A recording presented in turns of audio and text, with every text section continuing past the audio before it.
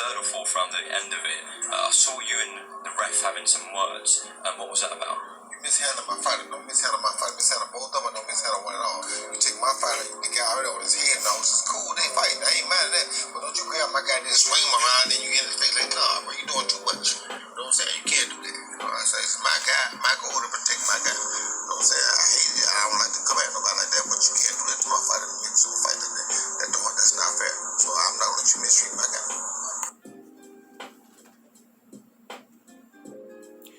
You're watching Counter Shot, where I talk boxing and fighting in general. I also address the surrounding issues, which could end up getting pretty hot sometimes.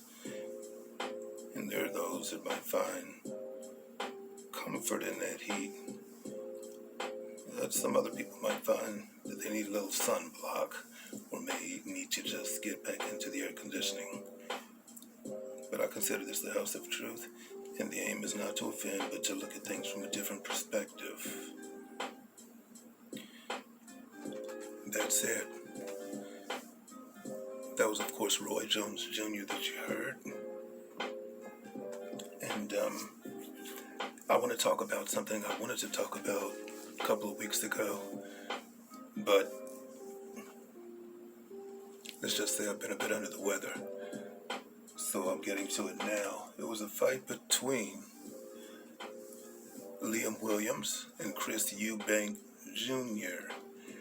And I just thought that it was a very interesting fight.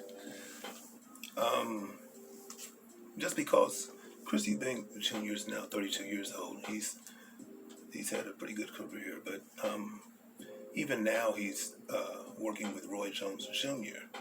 And so at 32, he's still making changes, which is intelligent to me. You're always growing. So I wanted to take a look at this fight just in general and kind of compare just a little bit with how he is working with Roy as opposed to working with other trainers and his father, of course, Chris Eubank Sr., who was a great fighter of his era, and get a few comments from others that have looked at this fight and are wondering how Chris Eubanks is going to do in the future. So I'm going to just show some clips from the fight, and hopefully this will be somewhat brief. We're just going to get going with it, and that's going to be that. So let's go ahead and get into this. We'll go ahead and open up, and just the first few rounds is what I'm really going to focus on, because after about the fourth round, it was sort of rinse and repeat. Chris Eubanks actually did kind of put on a little bit of a clinic, and when that's happening, there's no need to comment too much on what's going on. And that entrance right there is a tribute to his father. And I just want to show you that that is the case. This is Chris Eubanks Sr. And his entrance, of course, was an entrance that made a lot of people mad. He's a fighter from overseas, of course, and he was a different kind of a guy. He had a great career, and people either loved him or they hated him. And hey, that's the way it is. But I find that he was an interesting character, and his son, I think, is pretty much no different. So in this fight, I think it's interesting because Liam Williams before the fight, during certain interviews, had already stated that he was going to fight a dirty fight, and that should have been a red flag. But sometimes the referees don't care what's going on. We get to see this again real quick. All right, now I'm going to tell you it was a foul-filled fight, and that was because Liam Williams was frustrated. He was frustrated. Um, Chris Eubanks Jr. fought a really smart fight. That's one of the things I want to look at. We're going to take a look at some of the knockdowns. Now, what it is, Liam Williams decided he was going to fight a rough and tumble type deal. He figured he'd do anything and everything to win, and he didn't mind cheating. So that's what he did. Now, I want to show you the first knockdown. It's going to take place here shortly. It's from a jab. Chris Eubanks, he did a very good job of controlling distance throughout the fight. That's one of the differences in what he's doing since he's been with Roy Jones Jr. and what he would typically do, because typically he likes to just make a quick move to the inside and basically, I don't want to say brawl, because he doesn't just swing wildly or anything like that. But he likes to get to the inside and fight it out. At any rate, I'm not saying he never fights from the outside, but I'm telling you what he likes to do the most, and he rarely will do what you're seeing. You see the rough tactics. Liam Williams would be more suited to do MMA probably, which is what it looks like he may have been doing, looking at his ears. But I just want to look at, again, Eubanks controlling distance.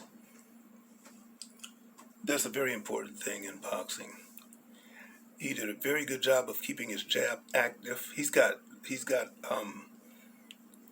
good foot movement. He's showing that he's well balanced, and his timing is excellent as well. So he put Liam Williams down first with a jab, and that's not something that you see too often. One of the things I want to talk about in this video is the relationship between Roy Jones Jr. and Chris Eubanks Jr. because when you're in the shadow of your father, like Chris Eubanks Jr. is, sometimes it can be tough because you're working with your father as well as other trainers, and it can get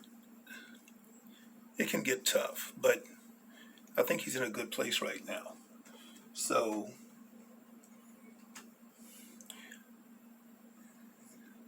that said, just want to look at, like I say, a little bit of what was going on in this fight, so you can see just how difficult it is for some of these fighters to be in the ring, because they have to not only beat the fighter that they're up against, but they battle right there. Now that was nice. Nice combination. Okay. Catches the man with a 1-2. Well, he didn't catch him, but he delivers his 1-2, follows with the 3, takes him down with the left hook, of course. So he doesn't mind getting in there and get a little bit dirty. There you go. All right, very nice. So second knockdown in 2 rounds. The situation was he knocked Liam Williams down. It was actually 3 times. The 4th one was not an actual knockdown, but he deserved it because Liam Williams did not get called for any fouls during the course of this fight, which was criminal in my opinion. I think anybody looking at the fight would agree with what I'm saying on that. It makes no sense that Liam Williams got no fouls in this fight. He really should have possibly been disqualified, but you'll hear about that a little bit later. Uh, the referee right here shows how one-sided things were with the way he handled this. What you heard in the beginning was Roy Jones Jr.'s reaction to this when questioned about it. And again, this will go back to what I'm going to talk about a little bit, which is the relationship between the fighter and his trainer. This is uncalled for. You should never see that going on unless something just really bad has occurred, such as maybe some of the things that Liam Williams was doing during the fight, like pushing his wrist into Eubanks' throat, almost as if he's trying to push him over the top rope and get him, out of the ring. Those are egregious type fouls. Headbutting, which Liam Williams was doing quite a bit of. And I can't even blame him totally, even though I've never been a person that's dirty in any sport. And Eubank seems to be that way. Most fighters are not going to just go to any tactic to win a fight. But again, the sound bite you heard in the beginning was Roy Jones Jr. This is the situation that he was referring to right here. He has to protect his fighter. That's his job. He's going to protect his fighter, and a lot of people will not do that, and I can comment on that. For instance, I don't think that. For instance, in the case of Deontay Wilder, who most of you won't agree, will not agree. Deontay Wilder, who was cheated, just criminally so, in each bout with Tyson Fury. His trainer, Malik, I can't even think of Malik's last name at the moment, but anyway, Malik did not do the right thing in that final fight that those two had, because as soon as those gloves were shown to them, as soon as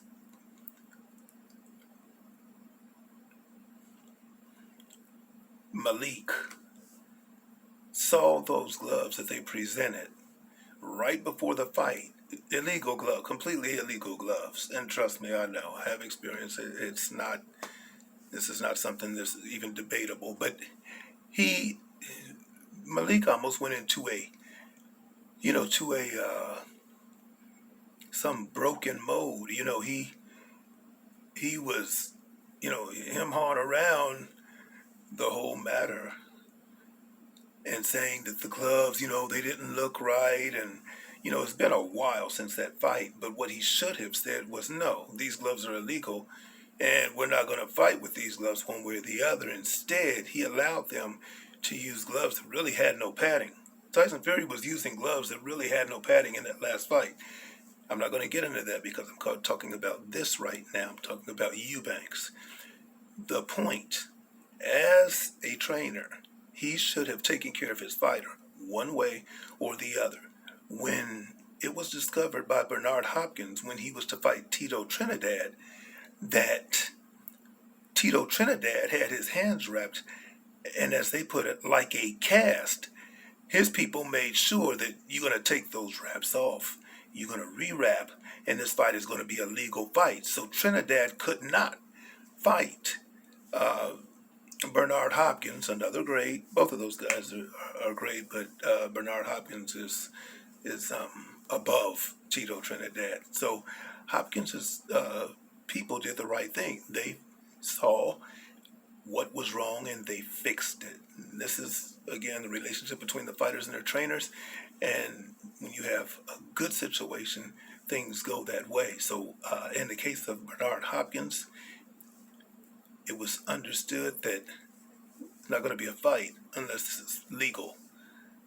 And so it was. And Trinidad could not hurt Hopkins at all, and he was hurting everybody before that fight, which makes me question some things. But Bernard Hopkins took that fight easily. It was an easy fight for him.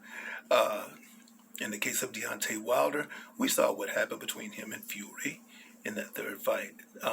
Malik should have said no.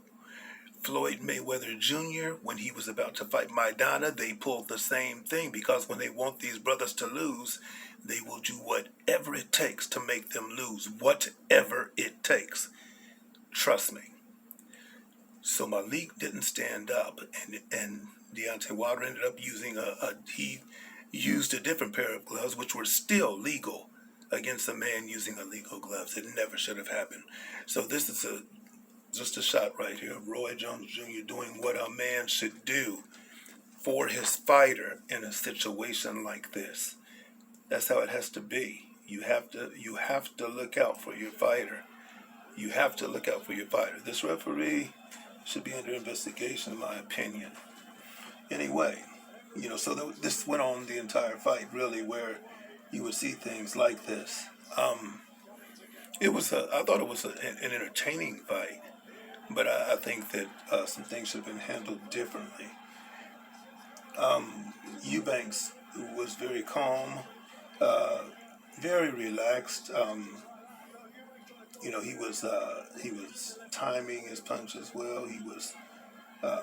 He kept a cool head even through adversity, and that's what you have to do. So, 2 knockdowns in 2 rounds. All right, in the 4th round, quick check hook. It was a bit of a check hook, and it was just very quick. Looked like it wasn't much, but if you know boxing, you replay that, look at it in slow motion, you'll see why that happened the way it did, okay? Let's take a look. Williams.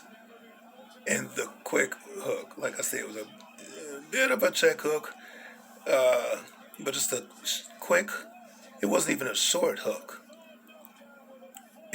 There are certain types of hooks that you can deliver, and his was one in which you don't see, much of a lateral movement, and you properly place the hand, which Roy Jones talks about after the fact. Really, you get into the knuckles, but properly placed, you get that effect. And so that was the 3rd knockdown.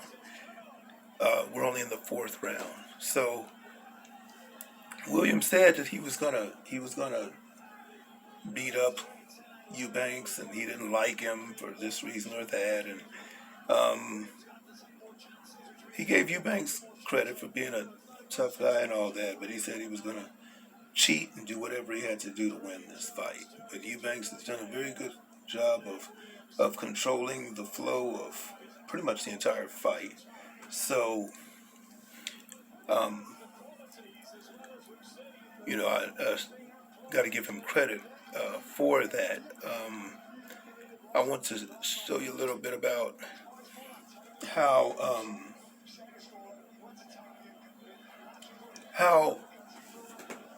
Williams just kind of he just kind of did a lot of things in this fight that were questionable, and how the ref just kind of overlooked it. He didn't.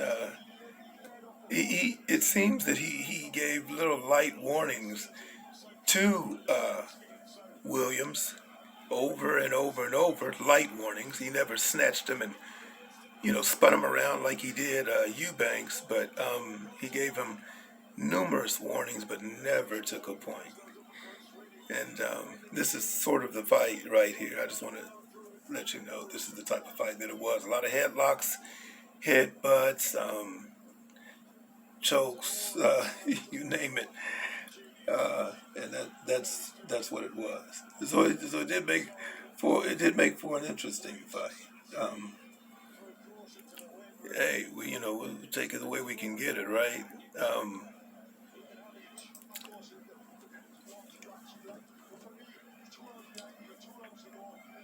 want to show you this knockdown. It's important to note that it was a bad call. Um, Sometimes that happens. The referee's not in position to see something the way it actually happened, and so he'll end up making a bad call. It happens. That's the way it is. But in this particular case, I feel like it was what some people, what do they say? When Here we go. What do they say when something happens that's and the other? See, this is too much. Another warning and not much else. But anyway, some people will say it's karma, but I just tend to say, okay, you got what you deserved.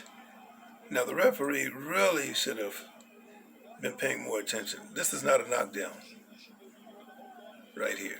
Okay? So obviously the referee wasn't looking very closely. Okay? Because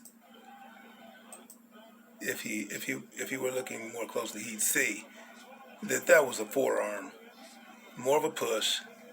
Both fighters know it, but it is what it is. So,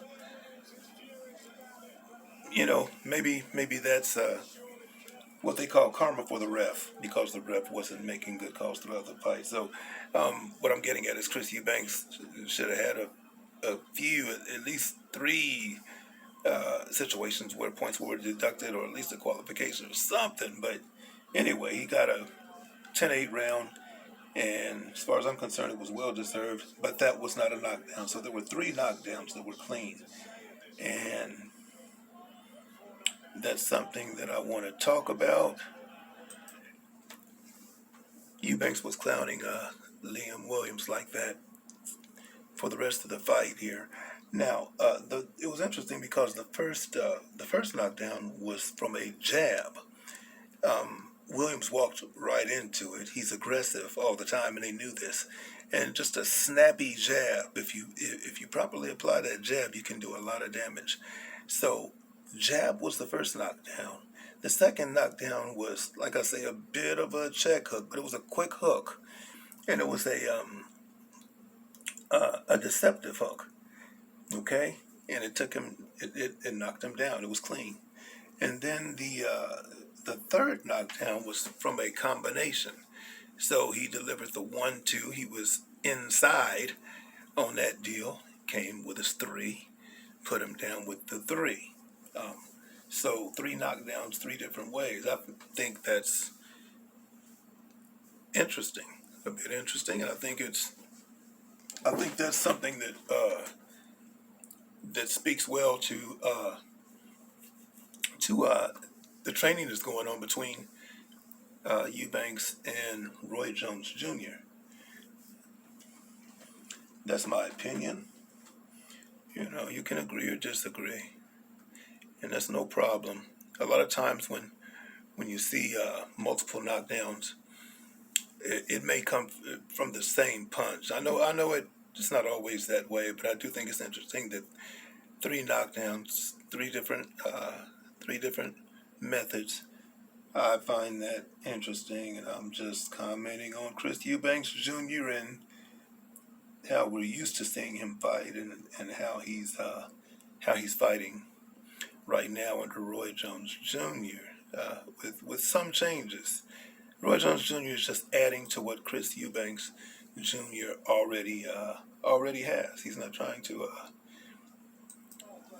do something completely different. That's stupid. So I just want to show here. This is the last round. Eubanks knows he's got the fight, or he should know. You never know with judges, right? But he feels confident, so he's clowning Liam a bit because Liam Williams said some pretty nasty things that I personally don't know. So allegedly said some pretty nasty things about Eubanks and even his family. So Eubanks wanted to stretch this out. He wanted to punish him a bit. He wanted to humiliate him, and to some degree, because of that, they didn't even shake hands after the fight. I don't believe there was too much bad blood. Um, so that said, really, this was a clinic. It was really a boxing clinic. Okay, all right. He's frustrated. I don't blame him, but like I say, this was a bit of a boxing clinic, and you either like it or you don't. I have watched Eubanks off and on over the years. I really liked his father, and I've watched him off and on. Uh, I'm hoping that he's going to get some bigger fights. They've talked about Triple G, and some other things have come up too. Billy Joe Saunders is trying to call him out. We'll see what happens with that, but I think that right now it'll be interesting to see where this goes. I really think it'll be interesting to see where he goes with this. Um,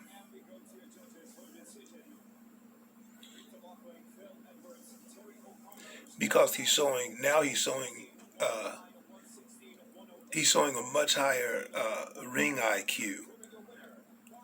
Not that he was bad, but right now he's at 32. He's showing that 32 is not old for one thing, and the other thing is you still, if you are open to it as a fighter, you're still growing. Okay, you can still grow, and that's a good thing.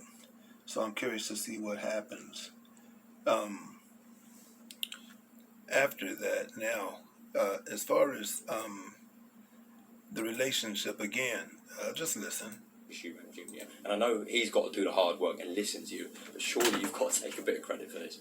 I mean, I can't take credit. I take credit for being able to teach him, but he has to want to learn it in order for me to teach it. If he don't want to learn it, we're not going to see it. So many people you teach it to, but they don't show it. He shows everything that he learns, so he's definitely learning and he's showing it. But it's on him to show it, not me. He looked like a world-class fighter in there tonight. He is a world class fighter now. What did you make of... What did you... He looked like a world-class fighter in there tonight. He is a world class fighter now. What did you make of Liam's performance? Better, worse than you expected? So Roy Jones Jr. giving a lot of credit to Chris Eubanks Jr. And that's a good thing. You would be surprised at the number of trainers that sometimes secretly are actually jealous of the fighters they're actually training, and will throw them under the bus, unbeknownst to the public or the fighter himself. I don't think Roy Jones Jr. has anything like that in him. He seems to really just want the fighters to excel, and so that's a very good thing. But uh, very important that you have people around you that want you to thrive. They want you to be successful.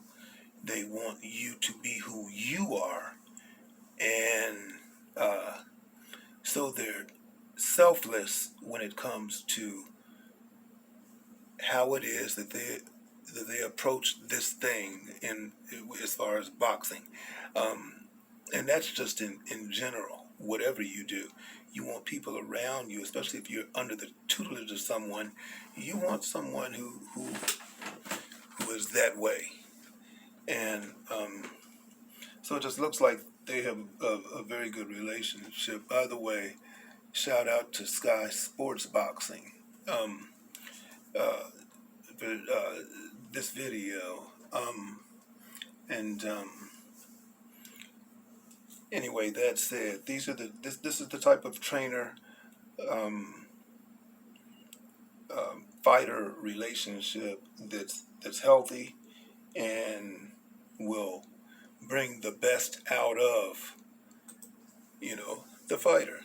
So I think it's interesting. I like listening to Sean Porter sometimes, and they commented, Porter, the Porter podcast, the Porter Way. At any rate, And then Chris Eubank they Jr. commented on this fight. Not anything. Would you say he beat Liam Williams more convincingly than Demetrius Andrade did? Good question. I looked at that fight between Liam Williams and Demetrius Andrade, and I might have to say that Eubanks handled Williams better than Demetrius Andrade did, and I like Andrade a lot. He's an excellent fighter. There's some differences, obviously, in style. And I don't want to get too much into that right now, but Demetrius Andrade is pretty unorthodox, and sometimes in that you can look off balance. You can. I don't mind if you look like you're open, because if you have the reflexes to fight with your hands down and things like that, I say do it, because that's who you are. Chris Eubanks Jr. He does the same thing, hands down. Sometimes they're up, sometimes they're down. The point is, you can do it. But there's certain things in terms of say like balance and technique that I think could be improved upon with in regard to Demetrius Andrade. Not knocking him at all, but because you see high level fighters all the time that do certain things that at some point will get them into trouble. And I don't want to speak too much on that. I could get into that with Andre, but I'm not going to. The point is, I believe that Chris Eubanks Jr. Fought a better fight, a more convincing fight. I think it was a more flawless victory, if you will, than how Andre came out of it. At some point, I feel that you know what? Because people get really technical with what you say, and I guess that's a good thing. I'm not going to say I feel that. I know that there was at least one point where Andre got stung a little bit by Liam Williams. Eubanks never got stung, not once. There was never a time where he held Williams because he was stung. It just didn't happen.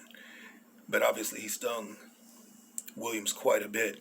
Andre did drop Williams, but I think it was only once. And hey, nothing wrong with that. That's fine.